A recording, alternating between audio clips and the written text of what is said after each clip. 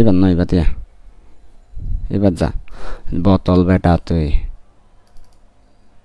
এই ফেসবুক স্লাইপি বা সাউন্ড থামাই দিস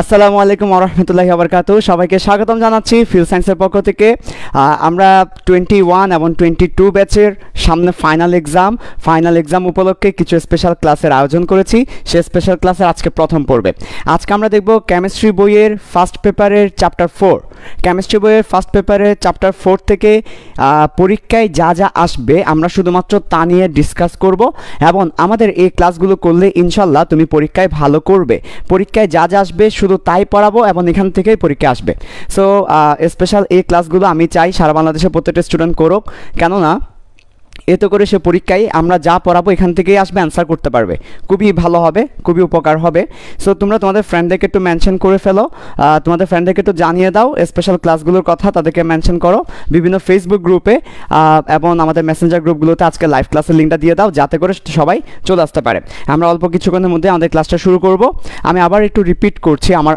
এই কথা আমাদের স্পেশাল ক্লাসগুলোতে পরীক্ষায় যা যা আসবে ওই ব্যাপার থেকে পড়াবো এবং ইনশাআল্লাহ এখান থেকে পরীক্ষা আসবে সো তোমাদের পরীক্ষার জন্য খুবই ভালো একটা ফিনিশিং হয়ে যাবে তাই আমরা চাই তোমরা যারা এতদিন পড়াশোনা করেছো বা করো নাই কিংবা ভালো মতো প্রিপারেশন খারাপ আমি বলবো আমাদের মাত্র 15 দিনের স্পেশাল ক্লাসগুলো করো তোমার প্রিপারেশন আকাশ পাতাল ব্যবধান হয়ে যাবে তোমার প্রিপারেশনের অনেক চেঞ্জ আসবে ঠিক আছে সো আজকে আমরা শুরু করব স্পেশাল ক্লাস সো দেখো সবাই একটু করে ক্লাসটা মেনশন করতে থাকো ফ্রেন্ডদেরকে শেয়ার করতে থাকো স্পেশাল ক্লাস কেমিস্ট্রি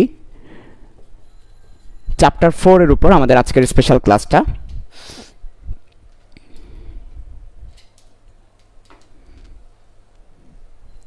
ওকে কেমিস্ট্রি চ্যাপ্টার 4 এবং স্পেশাল লেকচার 1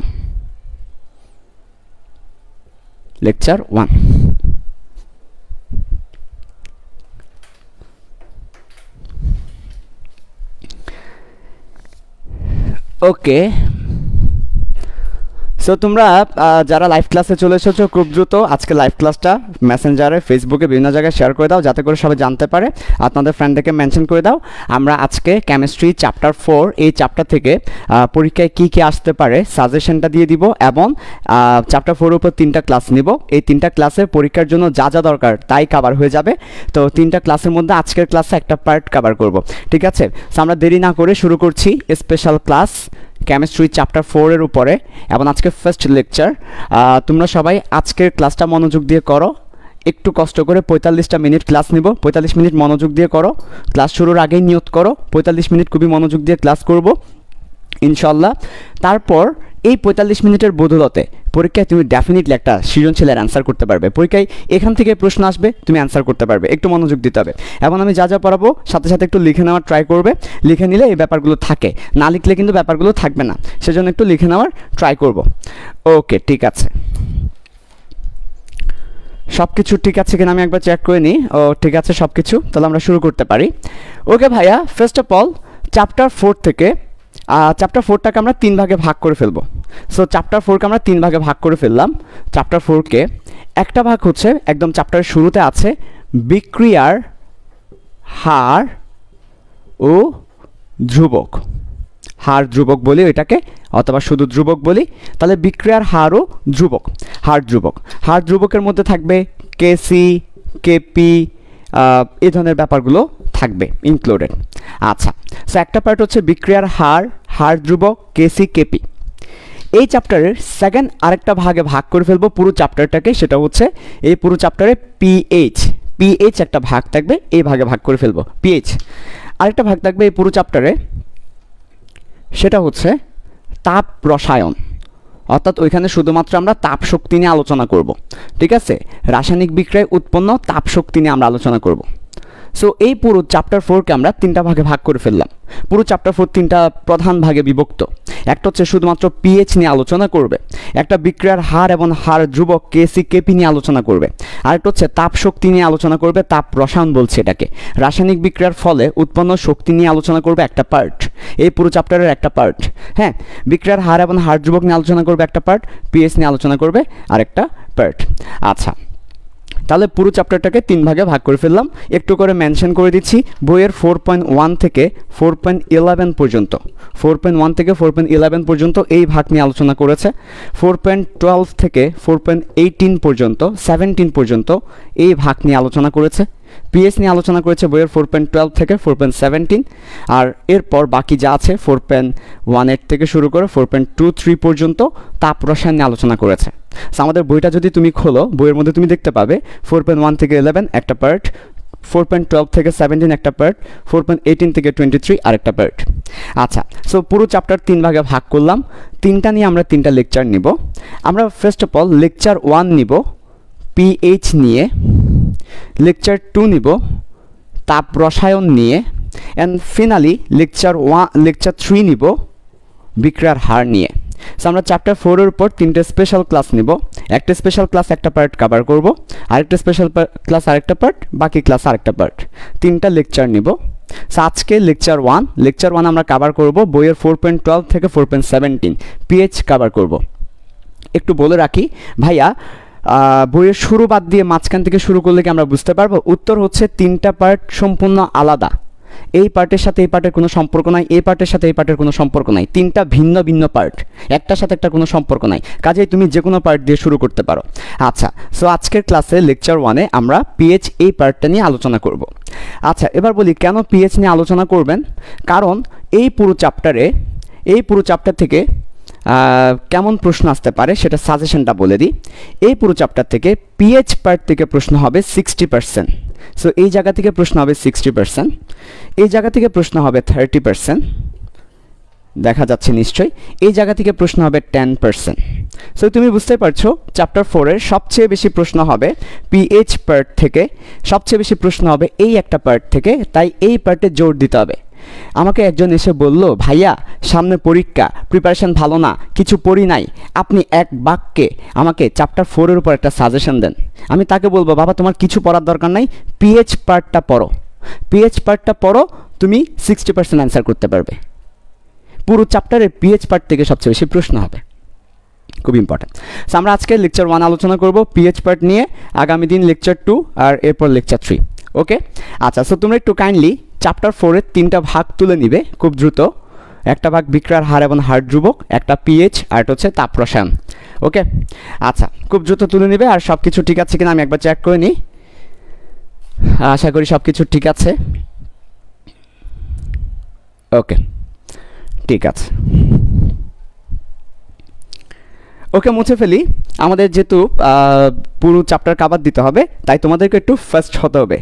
আর শুনো, যখনই কেউ আমার কোনো একটা কথা বুঝতে পারবে না, সেটা স্কিপ করে বাকি কথাটা শুনে নিবে, ঠিক আছে? আবার ওটার জন্য বসে থাকবে না। আরেকটা ব্যাপার, যেহেতু একটা ক্লাসে অনেকটুকুই পড়াতে হবে, সেই জন্য তোমাদের অ্যাটেনশনটা যেন একদম না কমে। অনেক সময় দেখা যায় আমরা লাইভ ক্লাস করতে করতে হঠাৎ করে আমাদের মনোযোগটা অন্যদিকে চলে যায়, আমাদের মনোযোগ মঙ্গল গ্রহে চলে যায়, সকিনার দিকে, মকলেসের দিকে চলে যায়। সো এই ব্যাপারটা যেন এই ক্লাসগুলোতে না হয়। স্পেশাল ক্লাসে স্পেশাল মনোযোগ দরকার, স্পেশাল ক্লাসে স্পেশাল মনোযোগ থাকতে হবে। অর্থাৎ 24 ঘন্টা তো ক্লাস নিব না, 45 মিনিট ক্লাস নিব।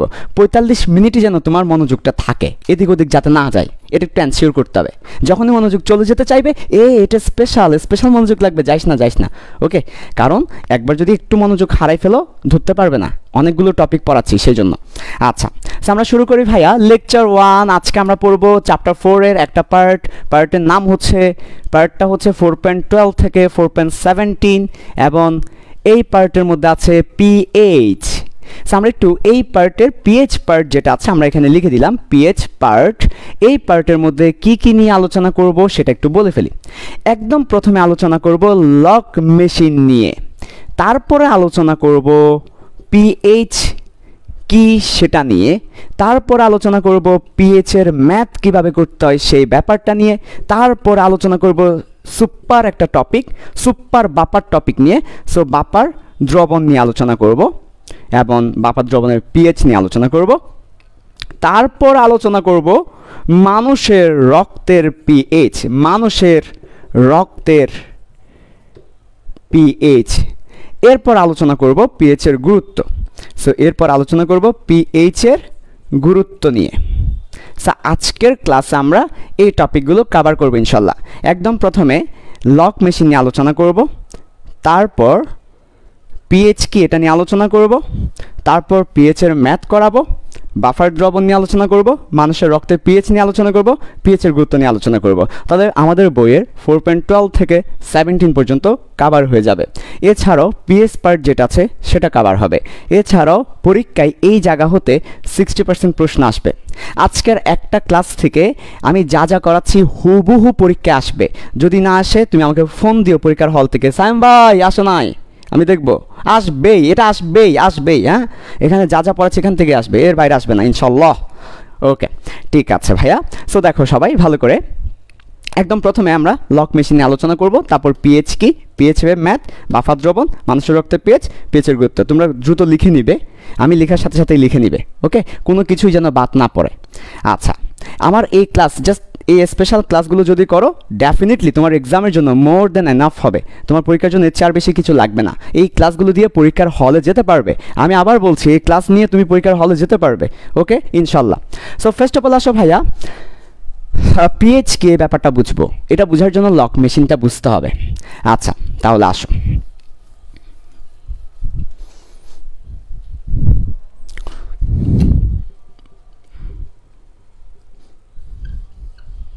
এখন আমরা কি বুঝবো ভাইয়া বলো তো?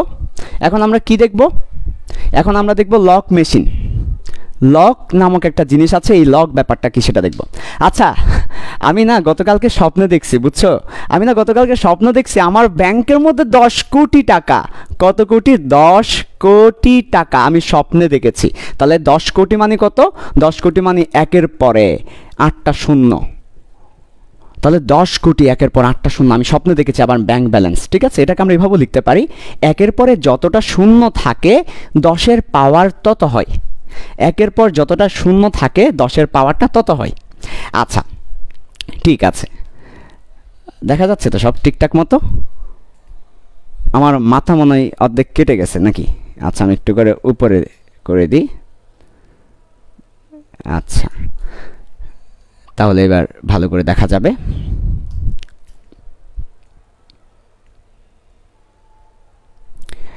ওকে, ফ্রেম ঠিক আছে কিনা একটু দেখবে, চেক করবে।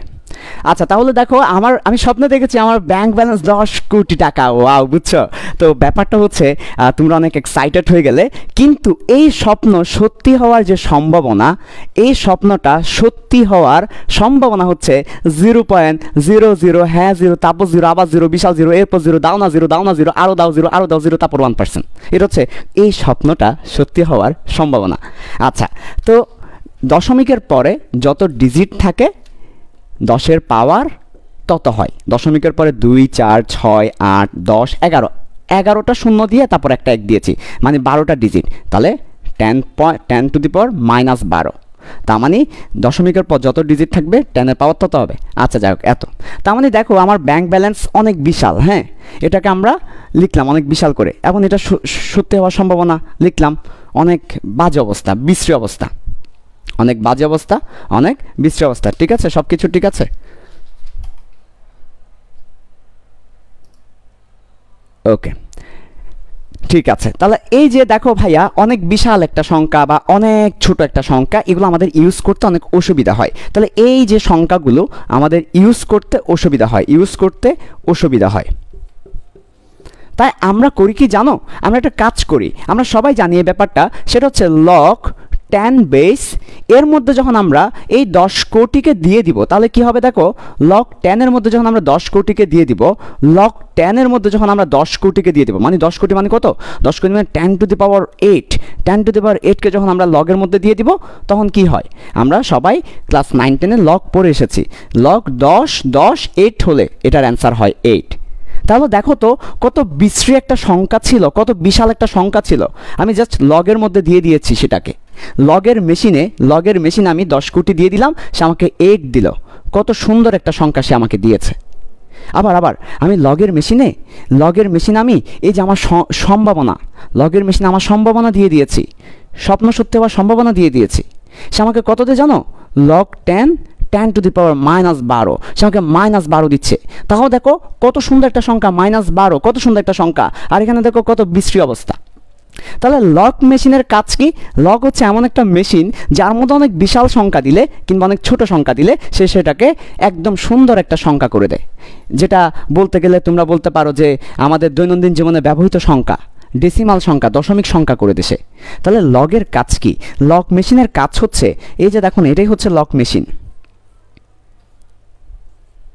এই যে দেখো এটা হচ্ছে লক মেশিন আমাদের। সো লক মেশিনের মধ্যে দেখা যাচ্ছে কি না, আমি একটু করে বারবার চেক করতেছি, তোমরা ডিস্টারবেন্স নিও না। ওকে, তাহলে এই যে দেখো ভালো করে, এটা হচ্ছে লক মেশিন, এটার নামই হচ্ছে লক মেশিন। লক মেশিনের মধ্যে অনেক বড় বা অনেক ছোট একটা সংখ্যা দিলে, তাহলে অনেক বড় কিংবা অনেক ছোট একটা সংখ্যা দিলে এই লক কি করে, সেটাকে সুন্দর একটা সংখ্যায়, সুবিধাজনক একটা সংখ্যায় সে রূপান্তর করে দেয়, সে সুবিধাজনক একটা সংখ্যায় রূপান্তর করে। তাহলে দেখো এই সংখ্যাটা অসুবিধা ছিল, এই সংখ্যাটা অসুবিধা ছিল, কিন্তু এই সংখ্যাটা সুবিধা, এই সংখ্যাটা সুবিধা। তাহলে লক মেশিনের কাজ একটাই, বড় সংখ্যাকে বা ছোট সংখ্যাকে সে সুবিধা মতো একটা সংখ্যা করে দেয়। লগের কাজ একটাই, আমাদের অসুবিধাকে সুবিধা করে দেওয়া, অসুবিধাজনক সংখ্যাগুলোকে সুবিধা করে দেওয়া, এটাই হচ্ছে লগের কাজ। আমরা লক মেশিনটা বুঝতে পেরেছি। আমাদের 1 নম্বরে লক মেশিন বুঝতে হবে, আমরা লক মেশিনটা বুঝিয়ে ফেলেছি, তোমরা সুন্দরভাবে তুলে নাও লক মেশিনটা। তাহলে লক মেশিনের কাজ কি, বড় সংখ্যা বা ছোট সংখ্যাকে লগের মধ্যে দিয়ে দিব, সেটাকে একদম সুন্দর একটা সংখ্যায়, সুবিধা মতো একটা সংখ্যায় কনভার্ট করে দিবে, এটাই লক মেশিনের কাজ। একটু দ্রুত তুলে নাও।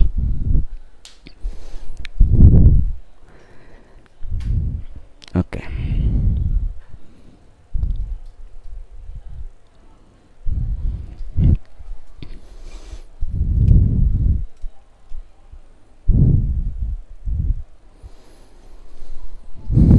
ঠিক আছে,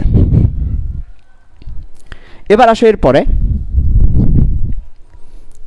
আশা করি লক মেশিনের কাজটা বুঝতে পেরেছো। এবার দেখো আমরা পিএইচ কি এই ব্যাপারটা দেখব। সো লক মেশিনের সাথেই পিএইচের একটা সম্পর্ক আছে, পিএইচ কি এই ব্যাপারটা আমরা এখন দেখব। সো দেখো পিএইচ কি, ওকে আচ্ছা, নর্মালি আমাদের যে অ্যাসিড আছে, অ্যাসিড বললেই আমাদের মাথায় একটা ব্যাপার চলে আসে, অ্যাসিড বললে আমাদের মাথায় চলে আসে H+ আয়ন দান করে। তো অ্যাসিডের মধ্যে এই যে H+ আয়নের ঘনমাত্রা, কিন্তু আমরা যদি ক্ষারের কথা বলি, ক্ষারের মধ্যে OH- আয়নের ঘনমাত্রা, এই ঘনমাত্রাগুলো অনেক ছোট থাকে। যেমন ফর এক্সাম্পল 0.00001, যেমন OH এর ঘনমাত্রা মনে করো 0.0000001, তো অনেক ছোট থাকে। নর্মালি আমাদের অ্যাসিডের মধ্যে, ক্ষারের মধ্যে H+ আয়নের ঘনমাত্রা, OH- আয়নের ঘনমাত্রা খুব বেশি বড় থাকে না, এগুলো অনেক ছোট ছোট করে থাকে, অনেক ছোট থাকে। আচ্ছা, তো এই ছোট সংখ্যাগুলো, ঘনমাত্রাগুলো আমরা ইউজ করতে আমাদের অসুবিধে, এরকম ছোট ঘনমাত্রা ইউজ করতে কেমন অসুবিধা হয়, সো এগুলো আমাদের ইউজ করতে অসুবিধা হচ্ছে। তখন আমরা কি করি, ওই যে বললাম অসুবিধা হলে সেটাকে সুবিধা করার জন্য লক মেশিনের কাছে দিব। সো আমরা এটাকে লক মেশিনের কাছে দিয়ে দিই। যখন আমরা লক মেশিনের কাছে দিয়ে দিই তখন কি দাঁড়ায় দেখো তো, লক মেশিনের কাছে দিলে এই ব্যাপারটা অনেক সহজ হয়ে যায়। তাহলে আমরা লগের মধ্যে কাকে দিয়ে দিলাম, H+ আয়নের ঘনমাত্রাকে আমরা দিয়ে দিয়েছি। এটা দেওয়ার কারণটা কি, এখানে লক আসবে কেন, কেন লকটা আসবে, লক ছাড়া অন্য কেউ আসবে না কেন, কেনই আমরা লকটাকে আনলাম। পড়ছি কেমিস্ট্রির মধ্যে লক আনার দরকার কি, কেমিস্ট্রির মধ্যে লগারিদম আনার দরকার কি, কেমিস্ট্রির মধ্যে ম্যাথমেটিক্স আনার দরকার কি, এটা থাকলেই বা কি সমস্যা ছিল, সমস্যা হচ্ছে ইউজ করতে অসুবিধে, তাই আমরা লককে নিয়ে এসেছি। আমরা যখন লগকে নিয়ে এসেছি তখন কী দেখো, লগকে যখন নিয়ে এসেছি লগ, তারপর আমরা এই পুরো সংখ্যাটাকে বসিয়ে দিলাম 0.00001। আচ্ছা, তখন সে অ্যান্সার দিবে, 5টা ডিজিট আছে, তাহলে সে অ্যান্সার দিবে এই যে আমরা এভাবেও লিখতে পারি log 10 বেস, অর্থাৎ আমাদের বেস হচ্ছে 10, আমরা এটাকে লিখতে পারি 10 two the power -5, say answer দিবে -5। তাহলে দেখো লক মেশিনের মধ্যে হাইড্রোজেন আয়নের ঘনমাত্রাকে দিয়েছি, সে একটা সুন্দর অ্যান্সার দিয়েছে আমাকে -5। তাহলে এই -5 আসলে কী বোঝাচ্ছে? এই -5 আসলে হাইড্রোজেন আয়নের ঘনমাত্রা বোঝাচ্ছে একটু বড় স্কেলে। আমরা অনেক সময় দেখা যায় না, ন্যানোমিটার সেন্টিমিটার থাকলে সেটাকে বড় স্কেলে দেখি, কিলোমিটারে দেখি, এই ধরনের আর কি। এটা ছোট স্কেল, এটা বড় স্কেলে দেখছি -5। আচ্ছা, তো আমরা চিন্তা করলাম, সব একটু ভালো করে খেয়াল করো, আমরা চিন্তা করলাম যে সব সময় অ্যাসিডের ঘনমাত্রা, ক্ষারের ঘনমাত্রা ছোট হয়, সব সময় ছোট হয়, এর খুব বেশি বড় হয় না, সব সময় ছোট হয়। তো ছোট হলে সমস্যা হচ্ছে, যখনই ছোট হবে এখানে tan ইনভার্স আসবে, ছোট হলে tan ইনভার্স আসবে, এখানে মাইনাস আসবে, যখনই ছোট হবে মাইনাস আসবে। তো আমরা চিন্তা করলাম সব সময় যেহেতু মাইনাস আসবে, অলওয়েজ যেহেতু মাইনাস আসবে অ্যান্সারে, আমরা মাইনাস রাখতে চাই না। মাইনাস হচ্ছে একটা কুফা, মাইনাস হচ্ছে একটা খারাপ জিনিস, হ্যাঁ, আমরা মাইনাস রাখতে চাই না। তো সবসময় যেহেতু মাইনাস আসবে, আমরা একটা কাজ করলাম, শুরু থেকেই বললাম যে মাইনাস লগ নাও, অর্থাৎ সামনে একটা মাইনাস নাও, তারপর তুমি লগারিদম নাও 10 বেজ, তারপরে তুমি এর মধ্যে হাইড্রোজেনের ঘনমাত্রাকে রাখো। এই কাজটা করলে সুবিধা হচ্ছে, সামনে একটা মাইনাস আসবে, অ্যান্সার একটা মাইনাস আসবে, মাইনাসে প্লাস হয়ে যাবে, ফলে মাইনাস আর কখনোই থাকবে না। তাহলে অ্যাসিডের ঘনমাত্রা, ক্ষারের ঘনমাত্রার ক্ষেত্রে এগুলা সবসময় ছোট হয়, তাই আমরা এদেরকে লগ মেশিনে দিয়ে দিই, এবং মাইনাস আসে, মাইনাসটা দূর করার জন্য সামনে একটা মাইনাস দিয়ে দিই। তাহলে দুইটা কাজ করি আমরা, অ্যাসিড বা ক্ষারের ঘনমাত্রাগুলোকে সুবিধাভাবে ইউজ করার জন্য, সুবিধার জন্য আমরা দুইটা কাজ করি, একটা সামনে মাইনাস দিই আর একটা লগ দিয়ে দিই। এই যে সামনে মাইনাস এবং এই যে লগ দিলাম, সামনে মাইনাস এবং লগ দিয়েছি, আমরা দুটো কাজ করি, একটা হচ্ছে সামনে মাইনাস দিই আর একটা, দেখা যাচ্ছে সব কিছু উপরে লাগবে না, ওকে। তাহলে দেখো আমরা দুটা কাজ করি, একটা হচ্ছে সামনে মাইনাস দিই আর একটা লগ দিয়ে দিই। এই দুটা কাজ করার ফলে আমাদের যে সংখ্যাটা আসে বা যে ঘনমাত্রাটা আসে, সেই ঘনমাত্রাটা দেখতে সুন্দর, সুবিধে, ইউজ করতে ভালো লাগে, তাই আমরা এই কাজটা করে থাকি। তো এই যে -log10 দিয়েছি না, এই -log10কে একটা সিম্বল দিয়ে প্রকাশ করতে হবে। তাহলে কাকে একটা সিম্বল দিয়ে প্রকাশ করতে হবে? -log10, এই ব্যাপারটাকে একটা সিম্বল দিয়ে প্রকাশ করতে হয়, ঠিক আছে? তো এই ব্যাপারটাকে আমরা যে সিম্বল দিয়ে প্রকাশ করি সেটা হচ্ছে আমাদের পি, সেটাকে আমরা বলি পি। আর এর মধ্যে যাকে দিব, এর মধ্যে যে থাকবে বা যার ঘনমাত্রা থাকবে, এর মধ্যে যে থাকবে তাকে মাথার উপর দিব। তাহলে এটাই হচ্ছে সিম্বলটা। তাহলে আমরা -log লিখি না, আমরা একটা সিম্বল ইউজ করি, আমরা একটা প্রতীক ইউজ করি। -log-এর পরিবর্তে আমরা পি ব্যবহার করি। তাহলে পি ব্যাপারটা কি? পি ব্যাপারটা কোথায় থেকে এসেছে? পি ব্যাপারটা এসেছে -log থেকে, -log থেকে পি ব্যাপারটা এসেছে। আর এরপর -log-এর পাশে যে থাকবে সে মাথায় চলে যাবে। যেমন ফর এক্সাম্পল যদি আমি তোমাদেরকে বলি এরকম ব্যাপার, দেখা যাচ্ছে কি আমি আসলে একলা লাইফ নিচ্ছি, তো সেই জন্য একটু কনফিউজ থাকি। আচ্ছা, যে আমি তোমাদেরকে যদি বলি -log10 বেস মিথিলা, তাহলে মিথিলাকে যদি -log10 এর মধ্যে দিয়ে দিই, তাহলে পি টু দি পাওয়ার মিথিলা, তাহলে -log10 মানে পি, আর পাশে যে থাকবে সে পাওয়ারে, এটাই হচ্ছে পি মিথিলা, পিএইচ, পিওএইচ, ঠিক আছে? ওকে, সো বাঁচবো না মরে যাব, ও পারে চলে যাব, পৃথিবীকে জানিয়ে বিদায়, মিথিলার জন্য, ঠিক আছে? বাঁচবো না মরে যাব, ও পারে চলে যাব, মিথিলাকে জানিয়ে বিদায়, নেই নেই নেই তুমি কাছে। আচ্ছা ঠিক আছে, রিডিং পড়লাম আর কি, আমি তো আবার গান করতে পারি না, সেজন্য একটু রিডিং পড়লাম আর কি মাঝে মধ্যে, হ্যাঁ ঠিক আছে, ওকে। তাহলে আমরা নিশ্চয়ই ব্যাপারটা বুঝতে পেরেছি, পিএইচের ব্যাপারটা, পিএইচ ব্যাপারটা কি। তাহলে নিশ্চয়ই সবার কাছে একটা ক্রিস্টাল ক্লিয়ার আইডিয়া। আমরা যখন ক্লাস 9-10ও পিএইচ পড়ে এসেছি, আমাদের কাছে পিএইচের ব্যাপারটা ক্লিয়ার ছিল না। আমাদেরকে বলতো পিএইচ মানে -log, আমরাও -log বলতাম, কিন্তু কেন মাইনাসটা আসবে, কেন লগ আসবে, লগ ছাড়া অন্য কেউ কেন আসবে না, মাইনাসটাই কেন আসবে, এই ব্যাপারগুলো ক্লিয়ার ছিল না। এখন নিশ্চয়ই তোমাদের কাছে ক্লিয়ার হয়েছে কেন মাইনাস আসবে, কেন লগ আসবে। মাইনাসটা আসবে ওই মাইনাসকে তাড়ানোর জন্য, আর লগ আসবে অসুবিধাকে সুবিধা করার জন্য। এই -logকে একটা নতুন সিম্বল দিয়ে প্রকাশ করি, যার নাম হচ্ছে পি, পিএইচ। তাহলে আমাদের কাছে খুবই চমৎকারভাবে পিএইচের কনসেপ্টটা ক্লিয়ার হলো, তাই না? কমেন্টে জানিয়ে দাও তোমাদের কাছে ক্লিয়ার হয়েছে কিনা। যদি ক্লিয়ার হয় আমরা সামনের দিকে যাব, ওকে আচ্ছা, সো আমি একবার রিভিউ দিয়ে দিচ্ছি, তোমরা কমেন্টে জানাও তোমাদের কাছে পিএইচের ব্যাপারটা ফিল করতে পেরেছো কিনা। ফিল সায়েন্সে এসে যদি তুমি সায়েন্সকে ফিল করতে না পারো, ফিল সায়েন্স গ্রুপটা থাকারই অর্থ হয় না, আমরা থাকার অর্থ হয় না, ফিল সায়েন্সে আসারই অর্থ হয় না। ফিল সায়েন্সে আসার পর যদি তুমি ফিল করতে না পারো, এই গ্রুপে থাকার কোনো মানে হয় না, ঠিক আছে? ওকে, সো একটু জানাবে ফিল করতে পেরেছো কিনা। আমরা একবার রিভিউ দিয়ে দিই। পিএইচ এই ব্যাপারটা কি, একটু আগে তোমাদেরকে লক মেশিনের কথা বলেছি। লক হচ্ছে এমন একটা ব্যাপার যেটা বড় সংখ্যাকে বা অনেক ছোট সংখ্যাকে খুবই সুবিধা মতো একটা সংখ্যায় কনভার্ট করে দেয়।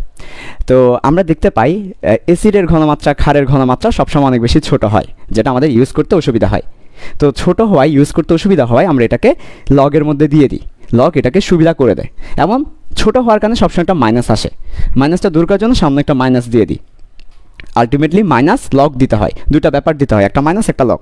এই দুটা ব্যাপার দেওয়ার ফলে অনেক সুন্দর একটা সংখ্যা চলে আসে, আমাদের ইউজ করতে অনেক বেশি সুবিধা হয়।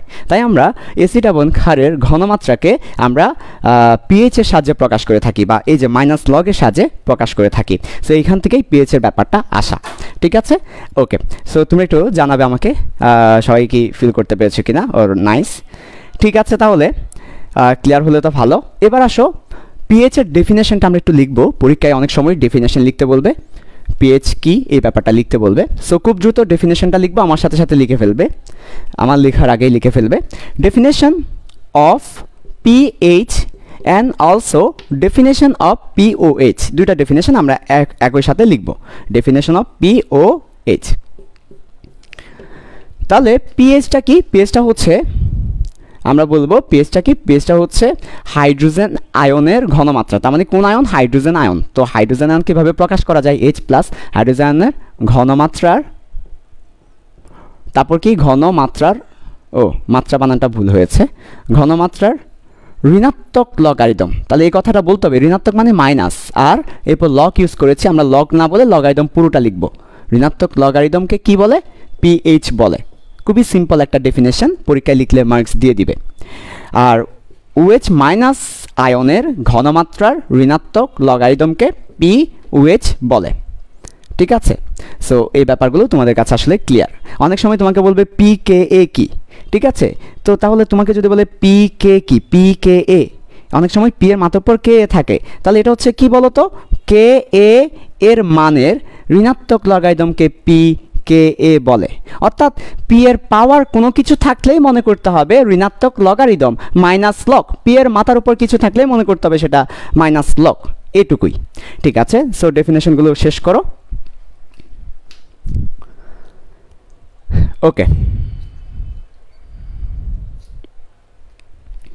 এরপরে ভাইয়া চলে আসো, আমরা তোমাদেরকে বারবার একটা কথা বলি, ফিল সায়েন্সে আমরা ট্রাই করি প্রত্যেকটা সাবজেক্ট একেবারে কোর বেসিক থেকে পড়ানোর, একেবারে তলা থেকে পড়ানোর। আমরা ট্রাই করি যে প্রত্যেকটা সাবজেক্ট যেন একেবারে তলা থেকে পড়াই, ফিজিক্স বলো, কেমিস্ট্রি বলো, বায়োলজি বলো, ম্যাথ বলো। আমরা চাই না কোনো মতে উপর দিয়ে চলে যাব, ফিল দিব না, বুঝবে না, মুখস্থ করবে, পরীক্ষায় ভালো করবে, এটা আমরা চাই না।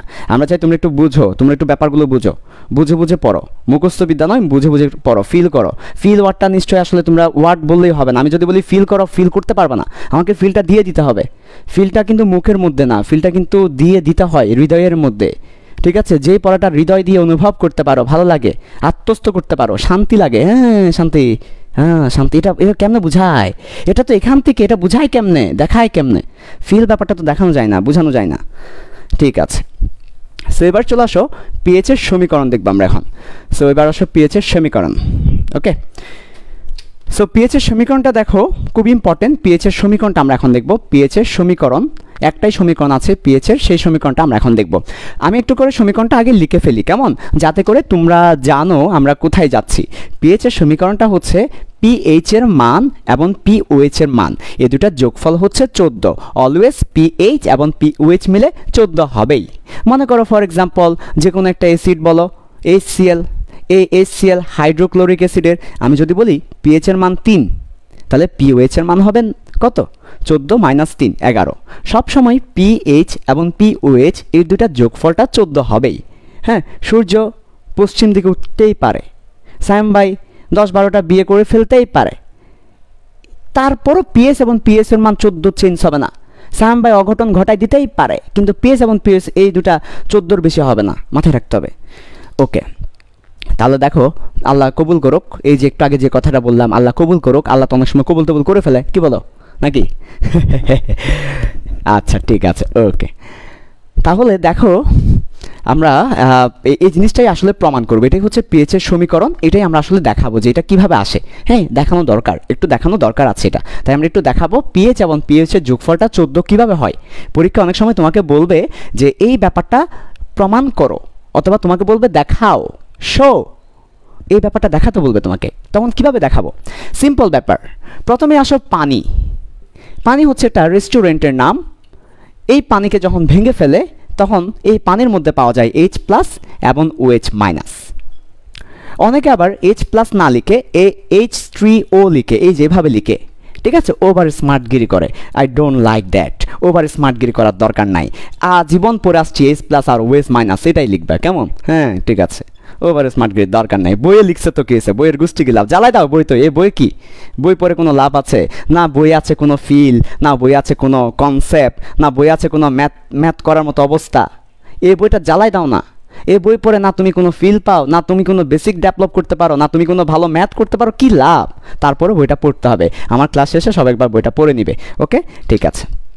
তাহলে যেটা বললাম, পানি বিয়োজিত হয়ে বা ভেঙে গিয়ে H+ হবে, OH- হবে। আচ্ছা, তো আমরা জানি যে কোনো বিক্রিয়ার একটা কি থাকে, একটা হার ধ্রুবক থাকে, বিক্রিয়ার হার ধ্রুবক থাকে, যেটাকে আমরা কে দিয়ে প্রকাশ করি।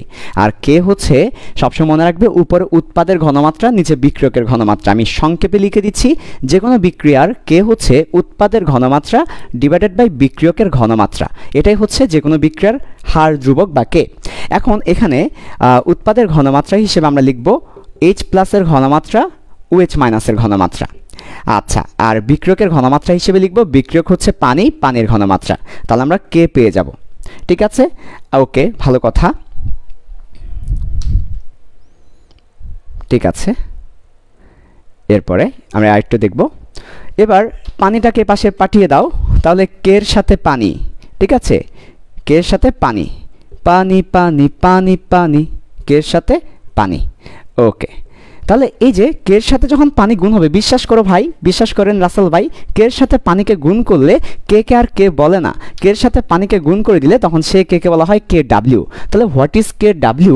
KW হচ্ছে কে এর সাথে পানির ঘনমাত্রা গুণ করার পর যেটা আসে, কে এর সাথে পানির ঘনমাত্রা গুণ করার পর যেটা আসে সেটার একটা নাম হচ্ছে KW। সো KW সমান হবে H+ আর OH-। যারা বুঝোনি, যাদের মন এখন মঙ্গল গ্রহে, যাদের মন এখন সকিনার হৃদয়ে, তারা আবার একটু দেখো, সবাই সবাই লাইভ ক্লাসে সবাই দেখো। তাহলে আমরা কি করেছি, পানিকে বিয়োজিত করেছি H+ এবং OH-। তো যে কোনো বিক্রিয়ার একটা ধ্রুবক থাকে যাকে কে বলা হয়, ধ্রুবক হচ্ছে কে। তো এই কে মানে হচ্ছে উৎপাদের ঘনমাত্রা বাই বিক্রিয়কের ঘনমাত্রা। উৎপাদ হচ্ছে H+ এবং OH-, বিক্রিয়ক হচ্ছে পানি। তারপর এই পানির সাথে যখন আমরা কে কে গুণ করে দিব, তখন এই পুরো জিনিসটাকে একটা নতুন নাম দিতে হবে, নতুন নামটা হচ্ছে KW। তো KW সমান এই পাশে কি আছে, H+ OH-। তাহলে KW মানে কি? KW মানে হচ্ছে কে এর সাথে পানির ঘনমাত্রা গুণ করা। ডাব্লিউটা কোথায় থেকে এসেছে? ওয়াটার থেকে এসেছে। ডাব্লিউটা কোথায় থেকে এসেছে? ওয়াটার থেকে এসেছে। সো ডেফিনেটলি KW নিশ্চয়ই বুঝতে পেরেছো, KW মানে হচ্ছে K ইন্টু পানি। তাহলে K ইন্টু পানি মানে KW সমান H+ OH- এর ঘনমাত্রা। তো পরীক্ষাগারে পরীক্ষা করে দেখা গিয়েছে, মানে 25 ডিগ্রি সেলসিয়াস তাপমাত্রায়, এটা নর্মালি 25 ডিগ্রি সেলসিয়াস তাপমাত্রায় হয়, তো আমরা এটাকে স্ট্যান্ডার্ড ধরে নিই। 25 ডিগ্রি সেলসিয়াস তাপমাত্রায় অলওয়েজ ধ্রুবক তো ধ্রুবকই, যাহা ধ্রুবক তাহা ধ্রুবক, যাহা ধ্রুবক তাহা ধ্রুবক। তোমাদের অনেকের ধ্রুবক আছে না, তোমাদের অনেকের আছে না, একটা আছে না, এটা ধ্রুবক না, এটা চেঞ্জ হয় না। যাদের নাই ধ্রুবক তাদের তো চেঞ্জ হয়, তাদের কখনো এটা কখনো এটা কখনো এটা কখনো এটা, কিন্তু একটাও না, তাদের চলক। আমরা হচ্ছে চলকে বিশ্বাসী, আমরা ধ্রুবকে বিশ্বাসী না, ঠিক আছে। তোমরা অনেকে ধ্রুবক আছো, তোমরা আমাদের দলে চলে আসো, চলকে বিশ্বাসীদের দলে চলে আসো। এরকম একটা ধ্রুবক নিয়ে থেকে তো লাভ নাই, এ তো ডায়াবেটিসওয়ালার মতো। মিষ্টির দোকানে যাবা, অসংখ্য মিষ্টি তোমাকে দেখাবে, কিন্তু খেতে পারবে না, একটা মিষ্টি তোমার জন্য বরাদ্দ, এটা তো হবে না। ধ্রুবক থেকে চলকে চলে আসো, চলকওয়ালাদের জয় হোক। তাহলে দেখো, যাই হোক, ওদিকে যাব না, আজকে একটু বেশি কথা বলে ফেলছি। যাই হোক, আমরা এখন আবার পড়াশোনায় ফিরে আসি। ওকে, পড়াশোনায় ফিরে আসি আমরা। এগুলো আধ্যাত্মিক লেভেলের কথাবার্তা, সবাই বুঝে না এগুলো, এগুলো বুঝতে হলে ওই লেভেলে যেতে হবে আর কি, লেভেল আপডেট করতে হবে। হ্যাঁ ঠিক আছে, ওকে। ওকে ওকে বাবা বাবা ও বাবা ও বাবা আসো বাবা আসো আবার আসো বাবা আসো। তাহলে কে ডাব্লিউ একটা ধ্রুবক, তো এর মানটা ফিক্স, এর মানটা হচ্ছে tan ইনভার্স 14। তাহলে কে ডাব্লিউ ধ্রুবকের মান হচ্ছে tan ইনভার্স 14, এটার মান ফিক্স। তাহলে tan ইনভার্স 14 সমান হচ্ছে এইচ প্লাস এবং ওএইচ মাইনাস। আমরা কি প্রমাণ করতে যাচ্ছি? আমরা প্রমাণ করতে চাই পিএইচ এবং পিওএইচ এর যোগফল 14, এটা আমরা দেখাতে চাই। কিভাবে দেখাবো দেখো। সো বাবা tan ইনভার্স -14 এটা তো খুবই ছোট একটা সংখ্যা, ছোট সংখ্যা হলেই তুমি লগের মধ্যে দিয়ে দাও, ছোট সংখ্যা হয়েছে লগের মধ্যে দিয়ে দাও, সুন্দর করে দিবে। ছোট সংখ্যা লগের মধ্যে দিয়ে দাও, সুন্দর করে দিবে। তাহলে লগের মধ্যে দিয়ে দিলাম, তাহলে সে সুন্দর করে দিল। তাহলে কি হলো দেখো, উভয় পক্ষে মাইনাস লগ নিলাম, উভয় পক্ষে মাইনাস লগ নিয়েছি। তাহলে এই পাশেও মাইনাস লগ নিয়েছি, এই পাশেও মাইনাস লগ নিয়েছি। তাহলে বাবা দেখো তো এটা আসে কি না? ডেফিনেটলি এটা আসে। এবার কি করব বাবা, এই যে দেখো এটার পরিবর্তে লিখে দেব P two the power, sorry এটার পরিবর্তে লিখব মাইনাস লগ 10 -14, তার মানে এখানে শুধু 14 থাকে। তারপর এটার পরিবর্তে লিখে দিব P two the power H plus, plus কেন প্লাস কেন বলো না, প্লাস কেন? দেখো দেখো তুমি ম্যাথমেটিক্স তো পড়ো নাই, বলতে পারতে প্লাস কেন? Minus log 10 H plus into OH minus, দুইটা গুণ আকারে আছে। তাহলে গুণ আকারে থাকলে তাদেরকে জুদা করে দাও, আল জুদা ইউ আল জুদা ইন, তাদেরকে জুদা করে দাও। যখন লগ এরকম গুণ আকারে থাকে লগ দুজনকে জুদা করে দিতে পারে, তাহলে জুদা করে দিলাম। এই যে জুদা হয়ে গেল, জুদা হয়ে গেল, তাহলে হচ্ছে জুদা হয়ে গেল। আর এখানে কি থাকবে? এখানে 14 থাকবে। তাহলে এটাকে লিখতে পারি পিএইচ, এটাকে লিখতে পারি পিওএইচ, এই পুরো মাইনাসটা সহ। বাবা দেখো না, এই পুরো মাইনাসটা সহ এই পুরো জিনিসটাকে লিখতে পারি কি পিএইচ। নিচে দেখা যাচ্ছে না নিশ্চয়ই? ভাইয়া নিচে দেখতে চাই, আমিও দেখাতে চাই, দেখো নিচে। এরপর আবার এই পুরোটার জায়গায় মাইনাস সহ, বাবা মাইনাস সহ বলতে হবে কিন্তু, এটা হচ্ছে পিওএইচ। আর দুইটা তো যোগ আকারে, হ্যাঁ। তাহলে আমরা ব্যাপারটাকে এভাবে দেখাতে পারি। আবার অনেকে আছে ম্যাথমেটিক্স একটু কম বুঝে, তোমরা চাইলে দেখো ভালো করে, ম্যাথমেটিক্স যারা কম বুঝো, এখানে আমরা এইভাবে লিখতে পারি ব্যাপারটাকে, প্লাস তারপরে মাইনাস লিখতে পারি। দেখো আমি তোমাদের জন্য একটু এক্সট্রাভাবে লিখলাম প্লাস, তারপর এখানে মাইনাস লিখলাম। তাহলে এই মাইনাসের জায়গায় পিওএইচ লিখলাম, এটার জায়গায় পিএইচ লিখলাম, তারপর প্লাস আছে এই 14। তাহলে বুঝতে পেরেছো, বুঝতে পেরেছো প্লাসটা কোথায় থেকে এসেছে? যখন লগ গুণাকারে থাকে তখন সেটাকে যোগ করে দিতে পারি, লগ গুণাকারে থাকলে যোগ করে দিতে পারি, যোগ করে দিয়েছি। তাহলে পিএইচ পিওএইচ মিলে 14 এসেছে, প্রমাণিত। পরীক্ষায় এটা দেখাতে বললে হুবহু আমি যেভাবে দেখিয়েছি এইভাবে দেখাবে। এটা পরীক্ষায় 2 নম্বরের জন্য দেখাতে বলতে পারে, সো এইভাবেই দেখাবে বাবা, এভাবেই দেখাবে। যা যা পড়াচ্ছি 45 মিনিট পড়াবো, যা যা পড়াবো এখান থেকেই পরীক্ষায় প্রশ্ন আসবে, এর বাইরে না। সো তুমি আমার 45 মিনিট ক্লাস করে পরীক্ষার হলে গেলেও এনাফ হবে তোমার জন্য ইনশাল্লাহ।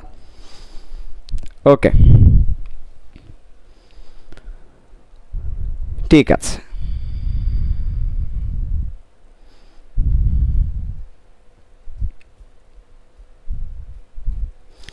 এবার আসো, নিশ্চয়ই তোমরা লিখেছো, একটু যারা লিখো নাই ফার্স্ট লিখতে হবে। তাহলে আমি একবার রিভিউ করতে করতে যারা লিখো নাই কমপ্লিট করো, আর যারা লিখেছো খেয়াল করো। পানি বিয়োজিত হয়ে যাচ্ছে এইচ প্লাস ওএইচ মাইনাসে। আমরা জানি কে থাকে, বিক্রিয়ার একটা ধ্রুবক থাকে কে, যার অর্থ হচ্ছে উৎপাদ বাই বিক্রিয়ক। পরবর্তীতে উৎপাদগুলোর ঘনমাত্রা লিখলাম, বিক্রিয়কের ঘনমাত্রা লিখলাম, গুণ করে কে ডাব্লিউ আসলো, কে ডাব্লিউর মানটা ধ্রুবক এবং সেটার মান হচ্ছে tan ইনভার্স -14। সো এরপর এই তো পিএইচ এবং পিএইচ সমান 14। এখানে মুখস্থ করার এক ফোঁটাও কিছু নেই, ভয় পাওয়ারও কিছু নেই। তুমি বাসায় নিজে নিজে না দেখে এই লাইনটা লিখবে, লেখার পরে এই লাইনটা লিখবে, লেখার পরে এটা নিয়ে আসবে কনফিডেন্সের সাথে।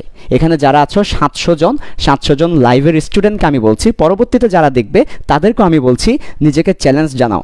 তুমি এই লাইনটা লিখবে, এই লাইনটা লিখবে, লেখার পর বাকিগুলো দেখবে না, না দেখে তুমি এই লাইনটা প্রমাণ করবে। আজকে ক্লাস শেষে তুমি এই কাজটা করবে।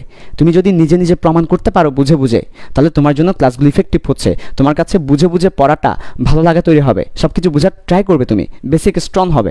ঠিক আছে বাবা, এবার আসো এরপর। তাহলে বাবা আমরা কি কি শিখেছি একটু করে বলে ফেলো। 1 নাম্বার লক মেশিন শিখেছি। লক মেশিনের কাজ কি? বড়কে ছোট করে দেওয়া, বড় বা ছোটকে সুবিধা করে দেওয়া। 2 নাম্বার আমরা কি শিখেছি? পিএইচ শিখেছি। পিএইচটা কি? পিএইচটা হচ্ছে মাইনাস লগ, তারপর হচ্ছে ঘনমাত্রা। তারপর আমরা কি শিখলাম? পিএইচের সমীকরণ শিখেছি। এবার দেখো খুবই চমৎকার 4টা জিনিস আমরা শিখবো। কয়টা? খুবই চমৎকার 4টা জিনিস আমরা শিখে ফেলবো খুব দ্রুত। এবার খুবই চমৎকার 4টা জিনিস আমরা এখন শিখে ফেলবো। ওকে দেখো, নাম্বার 1, 1 নাম্বার কেস 1, আমরা এখানে কেস লিখবো। কেস 1, 1 নাম্বার কেস হচ্ছে নিরপেক্ষ নিরপেক্ষ যৌগের ক্ষেত্রে, অথবা আমরা বলতে পারি বিশুদ্ধ পানির ক্ষেত্রে এই ঘটনাটা ঘটে। তাহলে দেখো নিরপেক্ষ যৌগ বা বিশুদ্ধ পানি বা নিরপেক্ষ পানিও বলতে পারো, তুমি যদি বলো নিরপেক্ষ পানি তাও বলতে পারো। সো এই ঘটনাটা ঘটবে। কি ঘটনা দেখো, তাহলে নিরপেক্ষ যৌগ হলে, আচ্ছা নিরপেক্ষ যৌগ মানে কি, কি বুঝায় নিরপেক্ষ যৌগ বলতে, কি বুঝায়? ওকে, সো একটু সবাই খেয়াল করো বাবা, মজা আছে কিন্তু এখানে, সেই মজা। একটা বুঝলে বাকি চারটা তুমি পারবে, চারটা কেস দেখাবো, একটা কেস বুঝলে বাকি চারটা তুমি নিজে নিজে পারবে, তখন মজা লাগবে। একটা দেখালাম, বাকি তিনটা তুমি খেলবে, আমি একবার দেখাবো কিভাবে খেলতে হয়, তারপর তুমি তিনবার খেলবে, ওরে মজা সেই। দেখো কেস 1, নিরপেক্ষ যৌগ বা বিশুদ্ধ পানি, নিরপেক্ষ পানি। তো এই ক্ষেত্রে দেখো কি হয়, এই ক্ষেত্রে হয় নিরপেক্ষ মানে কি, সে অ্যাসিডও না সে ক্ষারও হবে না, সে মাঝামাঝি থাকবে। তো নিরপেক্ষ যৌগের ক্ষেত্রে H+ আয়নের ঘনমাত্রাটা OH- আয়নের ঘনমাত্রা সমান হয়, অর্থাৎ H+ বেশি না, OH- বেশি না। কারণ H+ বেশি হয়ে গেলে সে অ্যাসিড হয়ে যাবে, OH- বেশি হয়ে গেলে সে ক্ষার হয়ে যাবে। দুইটা সমান সমান, দুইটা সমান সমান হওয়ার কারণে দুইটার pHও সমান হবে। কেন? কারণ ঘনমাত্রা থেকে তো pH আসে। কিভাবে আসে? তুমি উভয় পক্ষে মাইনাস লগ নাও, উভয় পক্ষে মাইনাস লগ নিলে pH চলে আসবে, pOH চলে আসবে। কাজেই আমরা বলতে পারি এই দুইটা সমান হলে এই দুইটাও সমান হবে। আচ্ছা ঠিক আছে, তো এই দুইটা যদি সমান হয় তাহলে আমরা কি বলতে পারি? তাহলে আমরা বলতে পারি pH প্লাস pOH এর জায়গায় আবার কি বলবো আমরা? pOH এর জায়গায় বলবো pH। pH প্লাস pH সমান 14, সুতরাং আমরা এখান থেকে বলতে পারি pH সমান 7। তাহলে বিশুদ্ধ পানি কিংবা নিরপেক্ষ পানি কিংবা নিরপেক্ষ যৌগের pH কত? 7। pOH কত? সেটাও 7। কেন 7? কারণ দুইটা সমান। তাহলে 14কে সমান দুই ভাগে ভাগ করলে 7 হয়, এটাও 7 এটাও 7, দুইটা যোগ করলে 14 হয়। pH এবং pHটা সমান। তাহলে নিরপেক্ষ যৌগের pH 7 প্রমাণ করতে বললে, আমাকে যদি কখনো প্রমাণ করতে বলে নিরপেক্ষ যৌগের pH হচ্ছে 7, আমি কিভাবে প্রমাণ করব? এক্স্যাক্টলি এই লাইনটা লিখবো, এই লাইনটা লিখবো, এই লাইনটা লিখবো, এই লাইনটা লিখবো, চারটা লাইনে প্রমাণ শেষ। বেসিক্যালি তিনটা লাইনে প্রমাণ শেষ, তিনটা লাইন লিখলে প্রমাণ শেষ। তাহলে পরীক্ষায় যদি আমাকে প্রমাণ করতে বলে নিরপেক্ষ বা নিউট্রাল যৌগের pH 7, তিনটা লাইন লিখব। নিরপেক্ষ যৌগের H+ এবং OH- সমান হয়, কারণ H+ বেশি হলে অ্যাসিড, OH- বেশি হলে ক্ষার। তাহলে H+ OH- বেশি হওয়া যাবে না। সে বিএমপি না, সে আওয়ামী লীগ না, সে জাতীয় পার্টি না, সে প্যাট পার্টি, আমার মতো প্যাট পার্টি, যখন যে খাওয়াই তার নাম গায়। নিরপেক্ষ। সো নিরপেক্ষ মানে হচ্ছে এটাও সমান এটাও সমান, ফলে pH দুইটাও সমান। দুইটা pH সমান হওয়ার অর্থ হচ্ছে প্রত্যেকটা pH 7 করে, pOH 7 করে। প্রমাণ করতে বললে এক্স্যাক্টলি আমি যেভাবে লিখেছি এভাবে লিখে প্রমাণ করে দিয়ে আসবো, পরীক্ষায় তোমাকে মার্কস দিয়ে দিবে। এবার আসো কেস 2, দ্রুত লিখে নিবে, বুঝছো কিনা একটু বলবে, লিখে নিবে। ঠিক আছে, থার্ড লাইনটা বুঝিয়ে দিব বাবা। দেখো থার্ড লাইনটা কিভাবে লিখেছি। আচ্ছা, একজনে বলেছে থার্ড লাইনটা কোথায় থেকে লিখেছেন? থার্ড লাইনটা এই সমীকরণ থেকে লিখেছি বাবা। দেখো সমীকরণটা একটু দেখো, pH আর pOH সমান 14। তো pH এবং pOH সমান 14। এখন pOH এর জায়গায় pH বসালাম, দুটো মিলে 14। তাহলে আমার 2 pH মানে 14, তাহলে একটা pH মানে 7। তাহলে থার্ড লাইনটা কোথায় থেকে লিখেছি? ওই ইকুয়েশন থেকে লিখেছি। ঠিক আছে, ওকে বাবা। তাহলে এবার কেস 2, 3 আমি একটু একটু করে দেখাচ্ছি, তোমরা একটু ভালো করে দেখো। কেস 2 এবং কেস 3 দেখো সবাই। পরীক্ষায় আসে যা আমি পড়াচ্ছি তা মনে রাখবা। আমি আজকে এমন কিছু পড়াচ্ছি না যেটা পরীক্ষায় আসবে না, পরীক্ষায় এসেছে অনেকবার, আসবে, এই টপিকগুলো কভার করছি। ওকে, সো দেখো কেস 2 আর কেস 3 একসাথে দেখাবো, তোমরাও খাতায় একসাথে লিখতে পারো অথবা নিচে নিচে লিখতে পারো, নিচে নিচে লিখতে পারো, পাশাপাশি লিখতে পারো। কেস 2 হবে অ্যাসিডের জন্য, কেস 3 হবে ক্ষারের জন্য, অ্যাসিড অ্যান্ড বেসের জন্য। কেস 2তে দেখো, কেস 2তে আমরা বলবো অ্যাসিডের ক্ষেত্রে H+ আয়নের ঘনমাত্রাটা বেশি হয় OH এর চেয়ে। কেন? কারণ অ্যাসিডের ক্ষেত্রে H+ বেশি হয়, অ্যাসিডে কি থাকে? H+ আয়ন থাকে। ক্ষারের ক্ষেত্রে OH- আয়নের ঘনমাত্রাটা বেশি হয়, কাছে H+ এর চেয়ে। ঘনমাত্রা কিন্তু, তাই থার্ড ব্রেকেট দিচ্ছি, ঘনমাত্রা হওয়ার কারণে থার্ড ব্রেকেট দিচ্ছি। তাহলে আমরা বলতে পারি pH বেশি হবে pOH থেকে, আমি বলতে পারি pOH বেশি হবে pH থেকে। এখন দুইটা মিলে তো 14, তাই না? দুইটা মিলে তো 14-র বেশি হতে পারে না, 14। তো দুইটা যদি 14 হয় তাহলে তুমি ডেফিনেটলি বুঝতেই পারছো যে পিএইচটা যদি পিওএইচ এর চেয়ে বেশি হয়, যদি সমান হইতো তাহলে কি হইতো, যদি পিএইচ আর পিওএইচ সমান সমান হতো, সমান সমান, তাহলে হতো কি 7-7। এখন 7-7, এখন এটা হচ্ছে বেশি হয়ে গেছে, তাহলে এটা কি 7 থাকবে না 7 এর চেয়ে বেশি হবে? এটার চেয়ে বেশি হয়ে গেছে, তাহলে 7 চেয়ে বেশি হবে। যদি আমার সমান সমান থাকতো তাহলে 7-7। এখন আমি বলছি না না 7-7 হওয়া যাবে না, আমাকে বেশি দাও, পিএইচকে বেশি দাও, পিএইচকে বেশি দাও, 7 হবে না, আমি মানি না, তুমি 7 আমি 7 মানি না, আমাকে বেশি দাও। তাহলে পিএইচকে বেশি দিলে 7 এর চেয়ে বেশি দিতে হবে, 7 দিলে সে মানে না।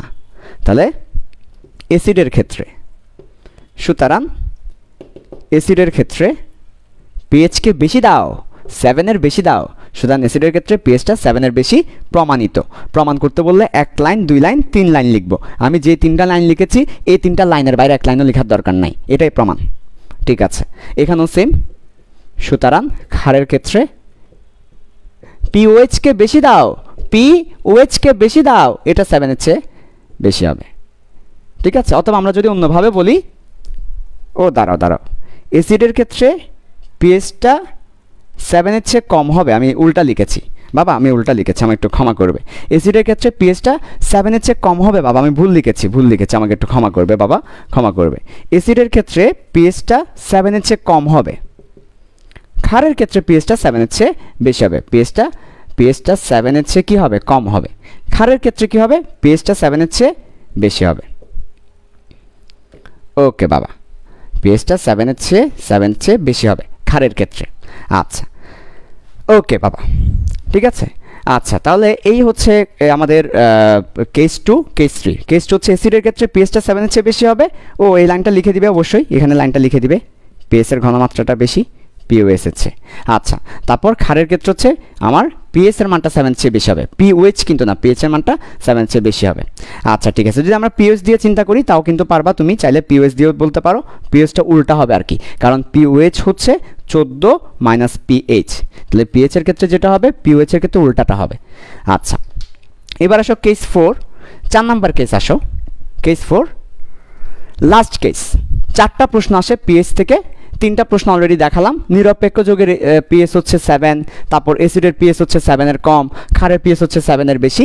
লাস্ট যে কেসটা আসবে, সবাই একটু ভালো করে খেয়াল করো, লাস্ট যে কেসটা আসবে সেটা হচ্ছে পিএইচ এর রেঞ্জ কত, পিএইচ এর মান কত থেকে কত হতে পারে।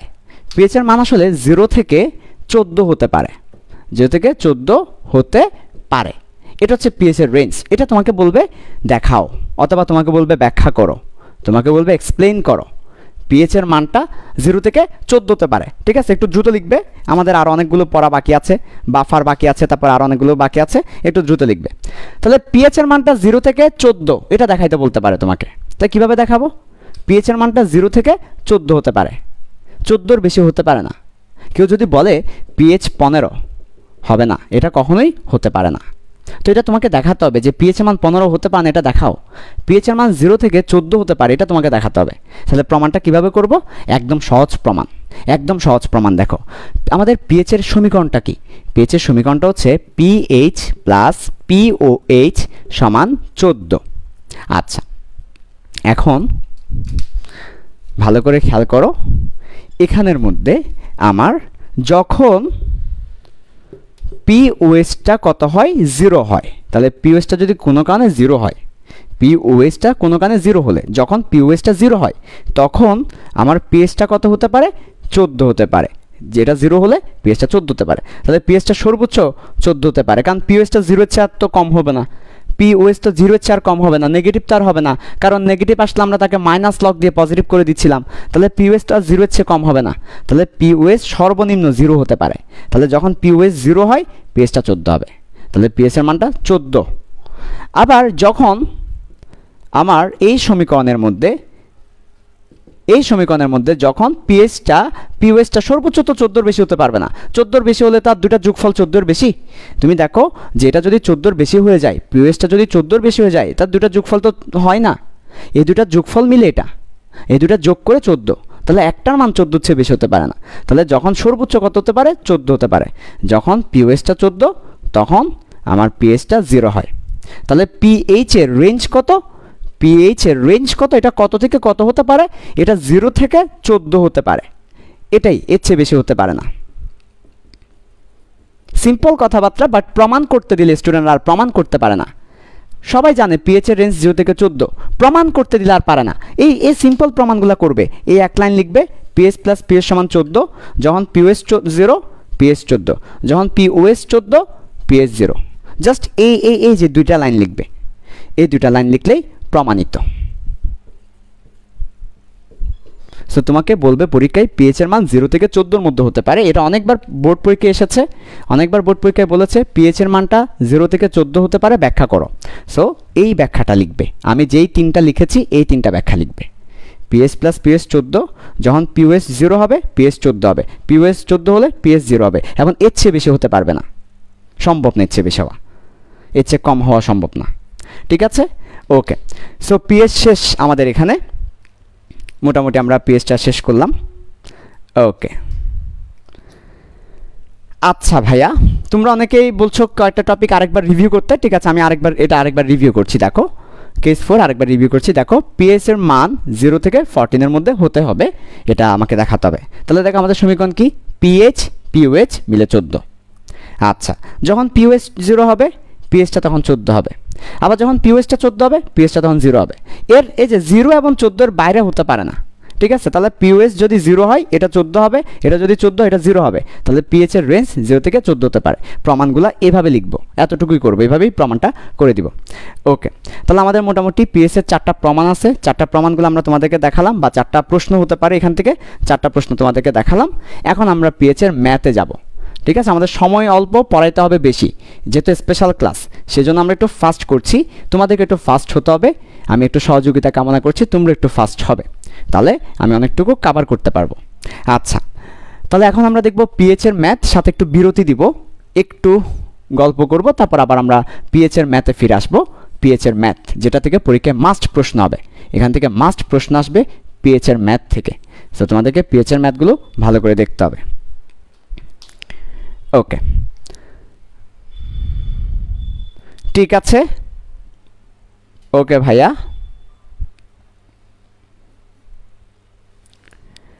এবার আসো পিএইচ এর ম্যাথ থেকে মাস্ট প্রশ্ন হবে। সো পিএইচ এর ম্যাথ করব, তার আগে আবার একটু বলে নিই যে তোমরা অনেকেই হয়তো আমাদের ফিল সায়েন্সে এই স্পেশাল ক্লাসের উদ্দেশ্যে এসেছো, আমাদের গ্রুপ সম্পর্কে জানো না।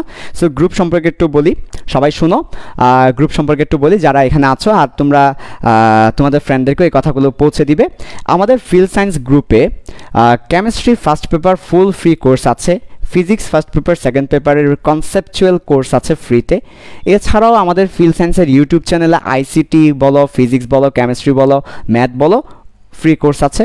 ফিল সায়েন্সের ম্যাথের ওপেন কোর্স আছে, যেটা মেহেদি ভাইয়া নেয়, আমি ফিজিক্স কেমিস্ট্রি আইসিটি নিই। আমাদের ফিল সায়েন্সের সোহেল স্যারের অনেকগুলো লাইভ ক্লাস আছে, সামনে আমাদের পুরো বায়োলজি অফলাইনে অনলাইনে সোহেল স্যার নেবে, মেহেদি ভাইয়া ম্যাথ নেবে। এছাড়াও আমাদের ফিজিক্স কেমিস্ট্রি আমরা আছে। সো আমাদের গ্রুপে এবং আমাদের ইউটিউব চ্যানেল, আমাদের পেজের মধ্যে যদি তুমি যাও তাহলে তুমি অনেকগুলো ফ্রি কোর্স করতে পারবে। আমাদের ফ্রি লাইভ ক্লাসগুলো এমন না যে একটা লাইভ ক্লাস নিব, দেখাবো, তারপর একটা কোর্সে ভর্তি করাবো, কখনোই এমন না। আমরা যেই কোর্সটা ফ্রিতে দিই ওইটা সম্পূর্ণ দিই, দিলে সম্পূর্ণ দিব, একটা দিয়ে লাভ নাই। আমরা লবণ দেখতে দিই না, একটু করে লবণ দেখবা, মজা লাগবে, খেতে ইচ্ছে করবে, খাওয়াবো না, এটা কেমন কথা, এটা ভালো লাগে না তো। একটু লবণ দেখতে দিলাম কিন্তু খাওয়াবো না, খাবে খাবে এভাবে। এই যে দেখো না, অনেক সময় যেটা খুব খেতে ইচ্ছে করে আর কি, আমার মনে করো আমার লেগ পিসটা খেতে ইচ্ছে করছে, তখন এখন আমার খুব ইচ্ছে করছে লেগ পিসটা খাইতে। এখন সামনে মনে করো ছোটো ভাই আছে বা ছোটো বোন আছে, ওদেরকে তো একটু সুপারিশ করতেই হয়। তখন আমি কি করি জানো, তখন আব্বুর দিকে একবার বাটিটা নিয়ে যাই, আব্বু বাটিটা, আব্বুকে বলছি খাবে, কিন্তু বাটি আমার দিকে নিয়ে আসে, আবার খাবে খাবে নিচের দিকে। ছোটো ভাইকে, এই লেগ পিসটা কি তুই খাবি খাবি, বাটিটা আমার এরকম আর কি, একটু লবণ দেখতে দেবো, আবার নিজের দিকে নিয়ে আসবে, এরকম না। আমাদের ফিল সায়েন্সের ফ্রি কোর্সগুলো সবগুলো হচ্ছে লবণ না, একেবারে 14 গোষ্ঠী খাওয়ানো। যেটা আমরা যেই কোর্স নামাই ওটা কমপ্লিট করি, একদম সম্পূর্ণ দিয়ে দিই। যেমন কেমিস্ট্রি ফার্স্ট ফ্রি দিয়েছি, সম্পূর্ণ ফ্রি চলছে। ফিজিক্সের কনসেপচুয়াল পুরো বই ফ্রি চলছে। যেটা ম্যাথ পুরো বই ফ্রি। সো এই ব্যাপারগুলো আমরা মেনটেন করি। সো যারা গ্রুপে নতুন আছো তাদের জন্য এই কথাগুলো বলা, যারা পুরাতন তারা নিশ্চয়ই জানো এবং তারা নিশ্চয়ই ফিল সায়েন্স অনেক বড় ফ্যান, অনেক ভালো লাগার একটা গ্রুপ, প্রাণের একটা গ্রুপ বর্তমান সময়ে স্টুডেন্টদের জন্য। আর যারা নতুন আছো সো তাদেরকে বলবো তোমাদের ফ্রেন্ডদেরকেও জানিয়ে দেওয়ার জন্য এবং গ্রুপে সবসময় অ্যাক্টিভ থাকার জন্য, তাহলে ডেফিনেটলি অনেক কিছু শিখবে। আর আমাদের গ্রুপটা আসলে তোমাদের 2-1 দিনের মধ্যে ভালো লাগা তৈরি হবে। গ্রুপে আমরা খুব বেশি অন্যান্য কাজ করি না আর কি, যেসব কাজ করা উচিত না, হ্যাঁ ভালো লাগবে স্টুডেন্টমুখী। ওকে, সো গ্রুপ নিয়ে বলে ফেললাম, এখন আবার চলে আসি আমাদের স্পেশাল ক্লাসে। পিএইচের ম্যাথ করব। দেখো আমাদের একটা সমস্যা স্টুডেন্টদের, আমরা তীরে এসে তরি ডুবিয়ে দিই, আমরা অনেক কষ্ট করি কিন্তু ফিনিশিং দিতে জানি না। দেখো পুরো বাংলাদেশের অবস্থা, বাংলাদেশের মতো পুরো ম্যাচ খেলবো, ভালো খেলবো, লাস্টে ফিনিশিং দিতে পারবো না। তীরে এসে তরি ডুবিয়ে দিব, তীরে এসে আমি আর পার হতে পারবো না, খুবই দুঃখ লাগে। পুরো ক্লাস করেছে, পিএইচের ম্যাথ হচ্ছে প্রশ্ন আসে, এর আগেরগুলো পরীক্ষায় আসে, কম আসে, অনুধাবনমূলকে জ্ঞানমূলক আসে, আমার খুব বেশি 3-4 নাম্বার জন্য আসে না, 3 বা 4 নাম্বার জন্য আসে পিএইচের ম্যাথ।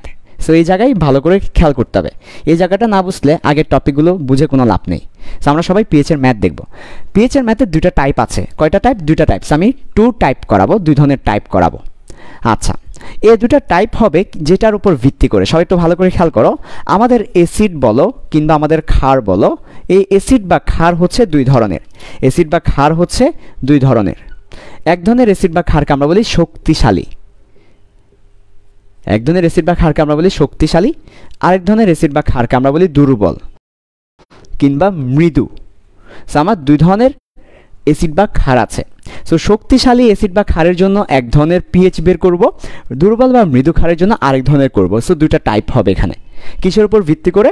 দুর্বলকে, শক্তিশালীকে, এটার উপর ভিত্তি করে। তাহলে দেখো, শক্তিশালী অ্যাসিডের ক্ষেত্রে পিএইচ বের করাটা আমরা সবাই জানি। শক্তিশালী অ্যাসিডের ক্ষেত্রে পিএইচ বের করার ফর্মুলা হচ্ছে পিএইচ সমান হবে মাইনাস লগারিদম tan বেস, তারপর হচ্ছে হাইড্রোজেন আয়নের ঘনমাত্রা। হাইড্রোজেন আয়ন যতটা থাকবে ততটা নিতে হবে, তাই আমরা সামনে একটা এন দিব। এন মানে হাইড্রোজেন আয়নের সংখ্যা এবং ঘনমাত্রা। এটা হচ্ছে শক্তিশালী অ্যাসিড বের করার ফর্মুলা। আমরা একটা ম্যাথ করব, ম্যাথ করলে এই ব্যাপারটা ক্লিয়ার হবে। আমরা একটা ম্যাথ করব, ম্যাথ করলে এই ব্যাপারটা ক্লিয়ার হবে। ঠিক আছে? ওকে, ম্যাথ আমরা একটু পরে করি, আগে এই ফরম্যাটটা সাজিয়ে ফেলি। এবার আসো দুর্বল বা মৃদু অ্যাসিডের জন্য। দুর্বল বা মৃদু হলে একটা ব্যাপার খেয়াল করো, দুর্বল বা মৃদু হলে কি হয়। তাহলে আমরা এখন দেখাবো দুর্বল বা মৃদু এর জন্য কি হয় সে ব্যাপারটা। সো সবাই ভালো করে খেয়াল করো, দুর্বল বা মৃদু হলে মনে করো আমার কাছে একটা অ্যাসিড আছে CH3COOH, এটা একটা দুর্বল অ্যাসিড। দুর্বল অ্যাসিডগুলো সম্পূর্ণরূপে ভেঙে যায় না, কখনোই দুর্বল অ্যাসিডগুলো 100% বিয়োজিত হয় না, অর্থাৎ এমন হবে না, কখনোই 100% বিয়োজিত হবে না, বরঞ্চ এরা কিছু বিয়োজিত হবে, কিছু অবিয়োজিত থাকবে। বিয়োজন মানে কি? বিয়োজন মানে হচ্ছে আয়নে বিভক্ত হওয়া, আয়ন হয়ে যাওয়া, আয়নিত হয়ে যাওয়া। আর অবিয়োজিত মানে পুরো থেকে যাওয়া, পুরো বডি থেকে যাওয়া। সো এরা কিছু পুরো বডি থেকে যাবে আর কিছু বিভাজিত হবে। এটা কাদের ক্ষেত্রে হবে? যারা শক্তিশালী তাদের ক্ষেত্রে হবে না। শক্তিশালীরা সম্পূর্ণ বিয়োজিত হয়ে যাবে 100%, শক্তিশালীরা 100% বিয়োজিত হয়ে যাবে। তাহলে এই যে 100% হবে না, কারা কারা উভমুখী হবে? যারা দুর্বল আছে তারা 100% বিয়োজিত হবে না, 100% ভেঙে যাবে না। সো তারা কি করবে? তাদের ক্ষেত্রে দেখো ভালো করে, যারা দুর্বল বা মৃদু আছে তাদের ক্ষেত্রে হবে আমার α% বিয়োজিত হবে। মনে করো 20% হলো, মনে করো এই অ্যাসিটিক অ্যাসিডটা 20% বিয়োজিত হলো, অর্থাৎ 20% ভেঙে গিয়েছে। এই 20 হতে পারে, 50% বিয়োজিত হতে পারে, 70% বিয়োজিত হতে পারে। এটাকে আমরা আলফা বললাম, আমরা একটা কনস্ট্যান্ট ধরে নিয়েছি আলফা। তাহলে আলফা বিয়োজিত হবে, α% বিয়োজিত হবে। অনেকে এক্স ধরতে পারো, তুমি চাইলে এক্স ধরতে পারো, ওয়াই ধরতে পারো, জেড ধরতে পারো, তোমার যেটা ভালো লাগে সেটা ধরতে পারো, তবে আমাদের বইয়ে আলফা দ্বারা হয়েছে। So what is alpha? Alpha হচ্ছে বিয়োজন ধ্রুবক, বিয়োজন। ঠিক আছে, আলফা হচ্ছে বিয়োজন। আচ্ছা, এই আলফাটা কিভাবে বের করব? এই আলফাটা বের করার একটা পদ্ধতি আমি প্রমাণটা এখন দিচ্ছি না, যেটা আমাদের সময় কম এবং প্রমাণটা পরীক্ষায় আসবেও না। সো পরীক্ষায় আসবে ম্যাথ, আমি কীভাবে ম্যাথ করতে হবে সেটা দেখাবো। আলফা লাগবে। সো স্টেপ 1, 1 নম্বর যে স্টেপটা আমার, সেই স্টেপটা হচ্ছে আলফা বের করা। আর আলফা বের করার ফর্মুলা হচ্ছে রুট ওভার একটা রুট দিব, উপরে হচ্ছে কে অ্যাসিড, অ্যাসিড হলে অ্যাসিডের ধ্রুবক ডিভাইডেড বাই ঘনমাত্রা। কার ঘনমাত্রা? ওই অ্যাসিডের ঘনমাত্রা, অর্থাৎ এই আয়নের ঘনমাত্রা।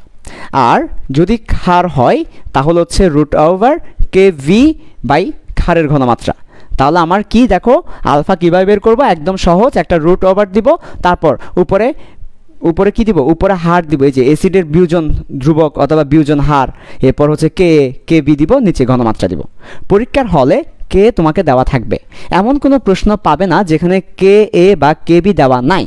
সো কে এ বা কে বি নিয়ে কোনো মাথা ব্যথা নাই, সরাসরি তোমাকে কে এ এবং কে বি দেওয়া থাকবে। সো এটা দেওয়া আছে, তারপর তোমাকে কনসেন্ট্রেশন দেওয়া থাকবে, ঘনমাত্রা তোমাকে দেওয়া থাকবে। সো তোমাকে এটাও দেওয়া থাকবে, এটাও দেওয়া থাকবে, আলফা বের করতে হবে তুমি যদি পিএইচ বের করতে চাও। সো পিএইচ বের করতে হলে দুর্বল বা মৃদু হলে আলফা বের করতে হবে।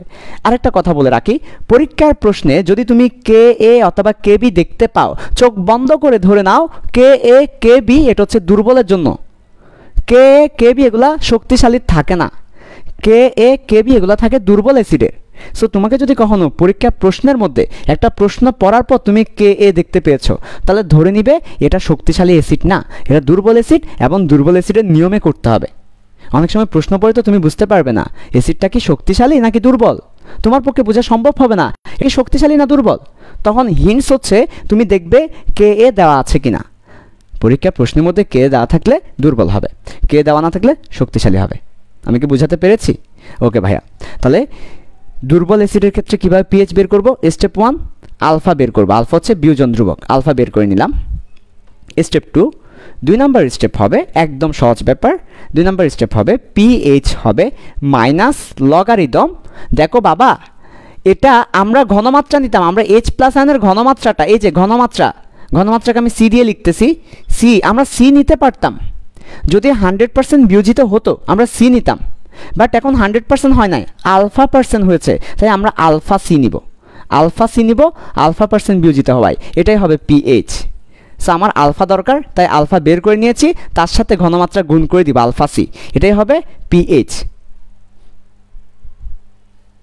আর যদি পিওএইচ বের করতে বলে 14 থেকে বিয়োগ করে দিব। অনেকের একটা মিসকনসেপশন, অনেকে মনে করে ক্ষারের ক্ষেত্রে হলে পিওএইচ হয়ে যাবে, না না, ক্ষারের ক্ষেত্রেও পিএইচই হবে, পিওএইচ কখনোই হবে না, পিএইচ হবে, এবং সেটা হবে মাইনাস লগ, তারপর কি, তারপর হচ্ছে আলফা সি। এই যদি তোমাকে পিওএইচ বের করতে বলে 14 থেকে মাইনাস করে দিবে। পিওএইচ আমরা কখনোই বের করি না, আমরা পিএইচ বের করি, তারপর 14 থেকে মাইনাস করলে পিওএইচ পাওয়া যায়, এটা মাথায় রাখবে। অনেকে মনে করে ক্ষার বলে পিওএইচ পাওয়া যায় না, সব ক্ষেত্রে পিএইচ পাওয়া যায়, তারপর সেটা 14 থেকে মাইনাস করলে পিওএইচ। আর তোমাকে পিওএইচ খুব কম বের করতে দেয়, আসে বের করতে দেয় না, ম্যাক্সিমাম ক্ষেত্রে পিএইচ বের করতে বলবে তোমাকে, ঠিক আছে বাবা? ওকে, সো এটা হচ্ছে একদম সহজ ব্যাপার। দুর্বল অ্যাসিডের ক্ষেত্রে আলফা বের করব, আলফা সি দিয়ে পিএইচ বের করব, আলফা বের করব, আলফা সি দিয়ে পিএইচ বের করব, আলফা বের করব, আলফা সি দিয়ে পিএইচ বের করব, একদম সহজ ব্যাপার। ওকে, আর শক্তিশালী অ্যাসিডের ক্ষেত্রে তো আলফা লাগবেই না, এখানে কিসের আলফা? নো আলফা, কোন আলফাই নেই এখানে। এইচ প্লাসের ঘনমাত্রা, সামনে একটা এন আছে, এন মানে হচ্ছে এইচ প্লাসের সংখ্যা কতটা আছে সেটা। চলো আমরা দুইটা ম্যাথ করব, দুইটা ম্যাথে এই দুইটা অঙ্ক ক্লিয়ার হবে। ওকে, আসো দুটা ম্যাথ করব, পিএইচ এর দুটা ম্যাথ। আচ্ছা দেখো সবাই ভালো করে, স্পেশাল ক্লাস তোমাদের পরীক্ষায় যা যা আসবে তা পড়াচ্ছি, তবে সবচেয়ে বড় ব্যাপার, যদিও পরীক্ষায় যা আসবে তা পড়াচ্ছি কিন্তু কম পড়াচ্ছি না, একেবারে গভীর থেকে পড়ানো হচ্ছে। আমি চাই তোমরা আমার এই ক্লাস করে তোমাদের কেউ যেন না বলে যে আমার ওয়েস্ট হয়েছে, তুমি যা শিখো ভালো মতো শিখো, যা শিখো অল্প শিখো, ভালো মতো শিখো, ওয়েস্ট যেন না হয়, সেই জন্য আস্তে আস্তে পড়াচ্ছি। তাহলে দেখো ফার্স্ট অফ অল পিএইচ এর ম্যাথ 1, পিএইচ ম্যাথ 1 এক নম্বর ম্যাথ দেখো সবাই ভালো করে, 0.1 molar acetic acid, 0.1 molar acetic acid মানে হচ্ছে CH3COOH, এর পিএইচ কত? এবং দেওয়া আছে পাশে আল্লাহর খাস রহমত, কে দেওয়া আছে 1.7 10⁻⁻5। আচ্ছা, সো কীভাবে বের করব? আমরা ফার্স্ট অফ অল আলফা বের করে নিব। আলফা হচ্ছে √/(KA) / C, কে এর মান 1.7 10⁻⁵, কে এর মানটা বসিয়ে দিলাম। সি হচ্ছে কনসেন্ট্রেশন, পরীক্ষার প্রশ্নে যেটা দেওয়া থাকবে সেটাই হচ্ছে ঘনমাত্রা, বসিয়ে রুট করে দিব, আলফা পেয়ে যাব। আলফা পাওয়ার পর পিএইচ বের করব, মাইনাস লগ 10, তারপর alpha C minus log 10, alpha যেটা পেয়েছি সে আলফার সাথে সিকে গুণ করে দিব, সি হচ্ছে এটা, আলফা যেটা পেয়েছি সেটার সাথে সিকে গুণ করে দিব, তাহলে আমরা পিএইচটা পেয়ে যাব। সেইভাবে করে মৃদু অ্যাসিডের পিএইচ বের করতে হবে। ভাই আপনি কেমনে বুঝেছেন যে এইভাবে করে করতে হবে? কারণ আমাকে কে দেওয়া আছে। যদি কে গিভেন, যদি কে তোমাকে দেয়া থাকে, যদি কখনো প্রশ্নে কে দেওয়া আছে, তাহলে সেটা আলফা বের করে পিএইচ বের করতে হবে, কারণ এটা হচ্ছে মৃদু অ্যাসিড বা মৃদু ক্ষার। ঠিক আছে, ওকে। এরপরে পিএইচ এর আরেকটা ম্যাথ দেখাবো যেখানে কে থাকবে না। তোমরা খুব দ্রুত করে নাও, আশা করি সবাই পারবে। সো আমি আবার বলছি, যদি কখনো কে এ বা কে বি দেওয়া থাকে, প্রথমত কে কে কনসেন্ট্রেশন দ্বারা ভাগ করে আলফা বের করব, কে কে কনসেন্ট্রেশন দ্বারা ভাগ করে রুট করে আলফা বের করব, তারপর পিএইচ বের করব, যেটা তোমাদেরকে দুর্বল বা মৃদু অ্যাসিডের জন্য দেখিয়েছি। এবার আসো পিএইচ এর 2 নম্বর ম্যাথ। 2 নম্বর ম্যাথ হচ্ছে এমসিকিউতে আসবে, এটা সিকিউতে কখনোই আসবে না, ভুলেও আসবে না, এটা এমসিকিউতে আসে। সো দেখো 2 নম্বর ম্যাথ তোমাকে বলেছে 0.005 মোলার HCl এর পিএইচ বের করতে, আর কিছু দেওয়া নেই। বেশ, তুমি বুঝতে পারছো কে কি দেওয়া আছে, কে বি কি দেওয়া আছে? না, কে এ বা কে বি দেওয়া না থাকলে সেটা কেমন অ্যাসিড? শক্তিশালী অ্যাসিড। শক্তিশালী অ্যাসিড এর পিএইচ হচ্ছে -log10। তারপর আচ্ছা, আমরা সালফিউরিক অ্যাসিড দিই, সবাই সালফিউরিক অ্যাসিড লিখো, তাহলে একটা জিনিস দেখাতে পারবো। সালফিউরিক অ্যাসিড লিখো, একটা ব্যাপার দেখাতে পারবো। তাহলে দেখো শক্তিশালী অ্যাসিডের পিএইচ হচ্ছে -log10, তারপর হাইড্রোজেন প্লাস আয়নের ঘনমাত্রা, বাট আনফর্চুনেটলি এখানে হাইড্রোজেন প্লাস আয়ন 2টা, তাহলে 2 দিতে হবে। আমি একটু আগেই দেখিয়েছি যতটা হাইড্রোজেন প্লাস থাকবে তত দিতে হবে। সো আমার হবে -log10, তারপর 2 × 0.005। ওকে, সো এটাই হচ্ছে আমাদের অ্যান্সার। ওকে, যা আসে আর কি ক্যালকুলেটরে দেওয়ার পর সেটা। যদি তোমাকে বলতো সেম প্রশ্নে পিওএইচ কত, তাহলে পিওএইচ হতো 14 - পিএইচ, তাহলে আগে পিএইচ বের করব, 14 থেকে সেটা বিয়োগ করে যেটা আসে সেটা। ঠিক আছে, আবার অনেক সময় ক্ষার দিয়ে দেয়। যেমন তোমাকে একটা কথা বলি, যেমন তোমাদেরকে একটা ম্যাথ দেখাই, লাস্ট একটা ম্যাথ দেখাবো, ইম্পর্টেন্ট, সব এটা তুলে নাও খুব দ্রুত। ওকে, অনেক সময় তোমাকে দেখো একটা ক্ষার দিয়ে দেখায়, সবসময় অ্যাসিড দিয়ে দেখাচ্ছি, ক্ষারের মধ্যে ভেরিয়েশন থাকতে পারে, অবস্থা বুঝে ব্যবস্থা নিতে হবে। যদি তোমাকে বলে সোডিয়াম হাইড্রোক্সাইড এর মাত্র 0.01 মোলার এর পিএইচ কত? পিএইচ কত প্রশ্ন করেছে, কথা কিন্তু পিওএইচ বলে নাই, ভেরিয়েশনটা খেয়াল করো, বলেছে পিএইচ কত। এখন first of all sodium hydroxide আছে, এটাকে 2 ভাগে ভাগ করলাম, সোডিয়াম প্লাস OH মাইনাস। সমস্যা হলো এখানে কোনো হাইড্রোজেন প্লাস আয়নই নাই, এখানে আছে 2টা আয়ন, সোডিয়াম প্লাস এবং OH মাইনাস। তো সোডিয়াম হাইড্রোক্সাইডের ঘনমাত্রা যা, তাদেরকে বিয়োজিত করলেও ঘনমাত্রা তাই হবে, তাহলে এটার ঘনমাত্রাও এটা হবে, এটার ঘনমাত্রাও এটা হবে। তো এখানে তো H+ নাই, তখন কি করব? অবস্থা বুঝে ব্যবস্থা নিতে হবে এবং মাথাকে ইউজ করতে হবে। এখানে তো H+ নাই, H+ না থাকলে কি করব? পিএইচ তো বের করতে পারবো না। কেন পারবে না? OH মাইনাস দিয়ে করবে। তাহলে আমার এই ক্ষেত্রে, এই ধরনের ম্যাথের ক্ষেত্রে সলিউশনটা হবে, আমরা বের করব POH বের করব, অবস্থা বুঝে ব্যবস্থা, -log, তারপর 10, তারপর কি, তারপর হচ্ছে OH আয়নের ঘনমাত্রা, -log 10, OH আয়নের ঘনমাত্রাটা হবে এই সোডিয়াম হাইড্রোক্সাইডের ঘনমাত্রার সমান 0.01। তারপর আমরা একটা মান পাবো, খুব সম্ভবত এই মানটা আসবে tan ইনভার্স 2, খুব সম্ভবত এই মানটা আসবে 2। তারপর তাহলে আমরা POH পেলাম 2, এটা OH মাইনাসের ঘনমাত্রা। আমাকে বলেছে পিএইচ বের করতে, তাহলে পিএইচ হবে 14 - 2 সমান 12। সো অবস্থা বুঝে ব্যবস্থা, তুমি যদি OH মাইনাস আয়ন থাকে তাহলে POH বের করে পিএইচ বের করতে হবে, তোমার যদি H+ আয়ন থাকে তাহলে H+ বের করে পিএইচ বের করতে হবে, অবস্থা বুঝে তোমাকে ব্যবস্থাটা নিতে হবে। আশা করি এই ম্যাথের মধ্য দিয়ে ক্লিয়ার হয়েছে। ওকে, সো আমাদের অনেক সময় চলে গেল, আমরা চেয়েছিলাম আরও বেশি পড়াবো, অলরেডি 10টা 23 বাজে, আমাদের এখনও বাফারে যেতেই পারি নাই, পিএইচের গুরুত্ব যেতে পারি নাই, আমাদের বাফার আছে, পিএইচের গুরুত্ব আছে, তার আগেই আমাদের ক্লাসটা শেষ করে দিতে হচ্ছে। তাহলে আমাদের আরও একটা লেকচার বেশি লাগবে, চ্যাপ্টার 4 এর উপর দরকার হলে আমরা আরও একটা লেকচার বাড়িয়ে দিব, চ্যাপ্টার 4 এর উপর আরও একটা লেকচার বেশি দিব। আজকের ক্লাসে আমরা যা যা শিখেছি একবার মুখে মুখে বলি। দেখো আজকের ক্লাসে যা যা শিখেছি একবার মুখে মুখে বলি। তাহলে এই ধরনের ক্ষারের অঙ্ক দিলে পারা যাবে, অ্যাসিডের অঙ্ক দিলে পাওয়া যাবে। তাহলে একটু মুখে মুখে বলি, সবাই ভালো করে খেয়াল করো। 1 নাম্বার লক মেশিন। কি মেশিন? Lock machine. কি মেশিন? Lock machine. কি করবে? বড় বা ছোট সংখ্যাকে সুবিধা মতো সংখ্যা করে দিবে। তারপর 2 নাম্বার অ্যাসিডের ক্ষারের ঘনমাত্রা ছোট সংখ্যা হয়, তাই আমরা মাইনাস লক নিই। মাইনাস লককে বলি পি। ক্লিয়ার? এরপর পিএস এর সমীকরণ কোনটা? পিএইচ এর মান 14। এটা হচ্ছে পিএস এর সমীকরণ, যেটা প্রমাণ করে দিয়েছি। তারপর 4টা কেস করিয়েছি। নিরপেক্ষ যৌগের পিএস 7, অ্যাসিডের পিএস 7 এর কম, ক্ষারের পিএস 7 এর বেশি। তারপর পিএইচ এর রেঞ্জ 0 থেকে 14। এরপরে কি করলাম? পিএইচ এর 2টা ম্যাথ করালাম। যদি শক্তিশালী অ্যাসিড থাকে তাহলে জাস্ট মাইনাস লগ দিয়ে করে দিব, আর যদি দুর্বল থাকে আলফা বের করব, তারপর পিএইচ বের করব। কারণ কি? কারণ দুর্বল অ্যাসিডরা সম্পূর্ণ বিয়োজিত হয় না, আলফা % বিয়োজিত হয়। সো আজকের ক্লাসে আমরা এই টপিকগুলো কভার করতে পেরেছি কিনা একটু করে সবাই বলো, এবং তোমাদের খাতায় তোমাদের এই টপিকগুলো ক্লিয়ার হয়েছে কিনা একটু করে বলো। সো আজকের ক্লাসে number 1 log, number 2 pH, number 3 pH plus pOH সমান 14 প্রমাণ অর্থাৎ সমীকরণটা, নাম্বার 4 4টা কেস 4 কেস, নাম্বার 5 পিএইচের 2টা ম্যাথ বা 2টা টাইপ, এই ব্যাপারগুলো ক্লিয়ার কিনা। সো এইগুলো যদি ক্লিয়ার থাকে খুবই ভালো। আগামী ক্লাসে আমরা দেখব বাফার, দ্রবণ, তারপর দেখব পিএইচের গুরুত্ব, তারপরে আমরা যাব নেক্সট আমাদের তাপ রসায়ন যেটা আছে, তাপ রসায়ন আমরা একটু কম সময় দিলেও হবে, আমরা দরকার হলে আগামী ক্লাসে এগুলো আগে দেখব, তারপর তাপ রসায়ন সময় থাকলে দেখব, নাহলে আমরা পরের ক্লাসে দেখব, একটা ক্লাস বেশি নিব।